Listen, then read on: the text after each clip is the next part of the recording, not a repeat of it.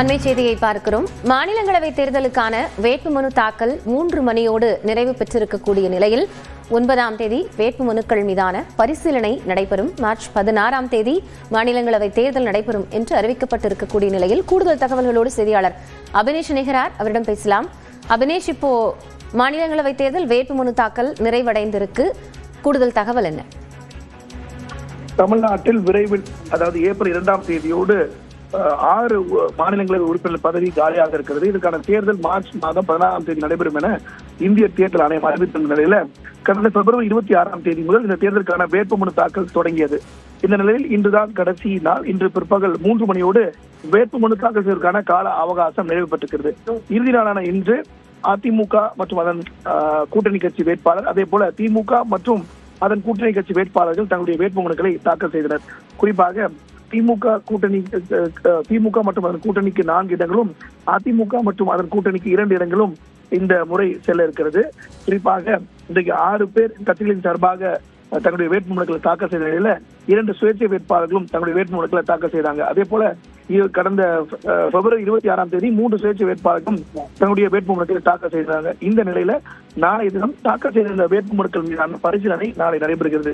இதில் சுயேட்சை வேட்பாளர்களுடைய வேட்புமனுக்கள் நிராகரிக்கப்படும். ஏன்னா ஒரு சட்டமன்ற உறுப்பினரை 34 சட்டமன்ற உறுப்பினர்கள் ஒரு மாநிலங்களவை உறுப்பினரை தேர்ந்தெடுக்க வேண்டும். அது மட்டும் இல்லாமல் ஒவ்வொரு மாநிலங்களவை உறுப்பினருடைய வேட்புமனுவில் குறைந்தபட்சம் 10 சட்டமன்ற உறுப்பினர்கள் அதுல முன்மொழிய வேண்டும். எனவே இந்த காரணங்களால சுயேட்சை வேட்பாளர்களுடைய வேட்புமனுக்கள் நிராகரிக்கப்படும். அதனைத் தொடர்ந்து எஞ்சிருக்கக்கூடிய வேட்பாளர்கள் போட்டியின்றி தேர்வதற்கான வாய்ப்பு இருக்கிறது. 9ஆம் தேதி வேட்புமனுக்களை திரும்ப பெறுவதற்கான கால அவகாசம் இருக்கிறது. 9ஆம் தேதி பிற்பகல் 3 மணிக்கு பிறகு இந்த 6 பேரும் போட்டியின்றி தேர்வாக வாய்ப்பு இருக்கிறது. குறிப்பாக திமுக மற்றும் அதன் கூட்டணி கட்சி வேட்பாளர்கள் மாற்று வேட்பாளர்களையும் இன்னைக்கு வேட்புமனு தாக்கல் செஞ்சிருக்காங்க.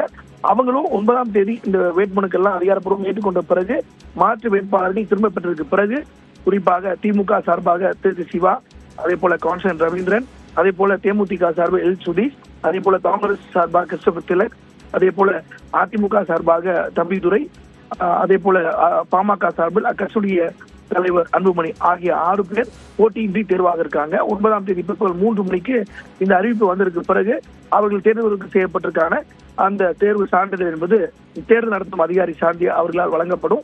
அந்த அளவுல இன்று பிற்பகல் 3 மணியோடு தமிழ்நாட்டில் காலியாக இருக்கக்கூடிய இந்த 6 மாநிலங்களவை பதவிக்கான வேட்புமனு தாக்கல் செய்யக்கூடிய அவகாசம் பிற்பகல் 3 மணியோடு நிறைவு பெற்றிருக்கிறது.